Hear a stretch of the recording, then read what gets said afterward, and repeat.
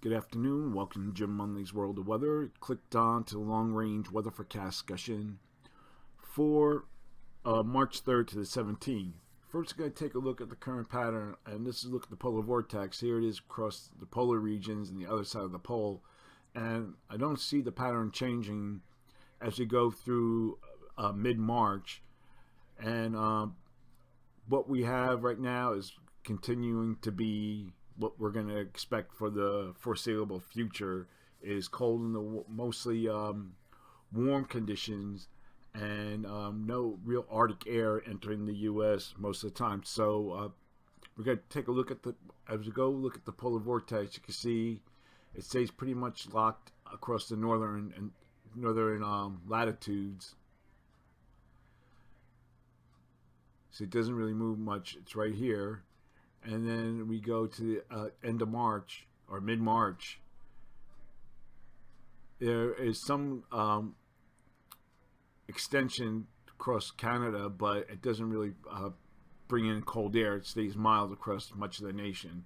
So I'm going to look at the forecast now, and this is for the period 3rd to the 7th.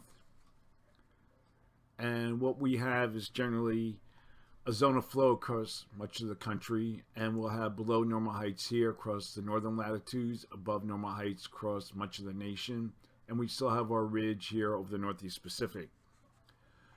So that's what the pattern looks like. And during this period, we'll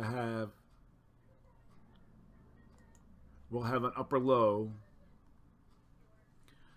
over California, over northern California, over Baja here, as we go into Monday and Tuesday, and then the system lifts northeastward towards the southern plains and opens up as it approaches the deep south, mid to late week period. We see it right here, and then we're going to have heavy rainfall occurring across this area, which doesn't really need any rain. And we'll take a look at this now. This is precipitation amounts for the last 30 days, and we have this purple here and even this blue pockets of this I don't know, magenta color or whatever across here. Amounts are between 10 and 20 inches, and there's going to be double digits rainfall if this forecast works out. Now, as the system moves, go back to here to the other maps. As the system moves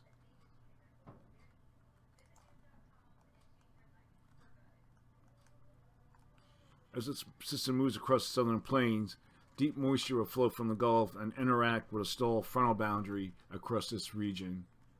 And this will bring heavy rain. Now, this is the GFS.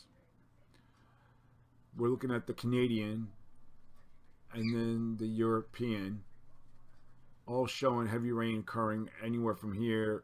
And this rain will extend later on into into the southern mid-Atlantic Tuesday and Wednesday, and the heaviest rain will be across the Tennessee Valley in the southeast, what you can see right there. So there's not much change in their pattern down across the south, continuing a heavy rainfall. And the northwest will experience several rounds of rain and mountain snows as Pacific energy moves inland. We're going to look now at the period for March 8th to the 12th, and then a ridge is forecast to lift towards Siberia. You can see it lifting there, and we have below normal heights across the northern latitudes, with the trough extending southwestward to the eastern Pacific, with above normal heights across much of the nation. So again, pretty much a mild pattern.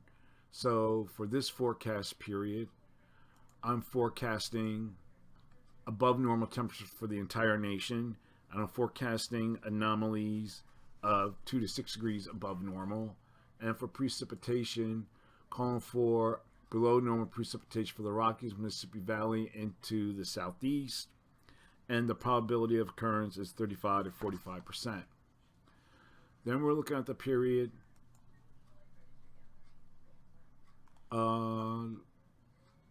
For March 13th to the 17th, I'm thinking of something else. And the flow doesn't really change very much. We still have below normal heights here. This ridge continues to lift towards Siberia, and we have above normal heights near zonal flow across much of the nation. Some of the models, like the NEFS, still has this trough here over the Eastern Pacific. So for this forecast period, I am forecasting little change in the temperature anomalies from the previous period. And for precipitation, calling for above normal precipitation for much of this area. The exception will be this region and the Northwest. And the probability of occurrence is 35 to 40%. I just want to go back to the maps here for the rainfall for the south. Now this will be, let me see if I get, this is in 12-hour intervals, and this is on Monday. We go to Tuesday. You see areas of blue appearing here. This is GFS, and the blue, dark blue, is approaching like ½ inch to almost an inch of rain. And then we have areas of yellow appearing across this area, and oranges, and this is like 1.5 inches, approaching 2 inches in some of this area. That's the GFS. And then we look at the European for Monday, and then we go in Tuesday. The European isn't forecast as much as the GFS, with the amount staying looks like ½ inch or so. That might be underplayed. So that's the long range weather forecast discussion for March 3rd to the 17th. Thanks for coming, Jim Munley's World of Weather, and have a good day.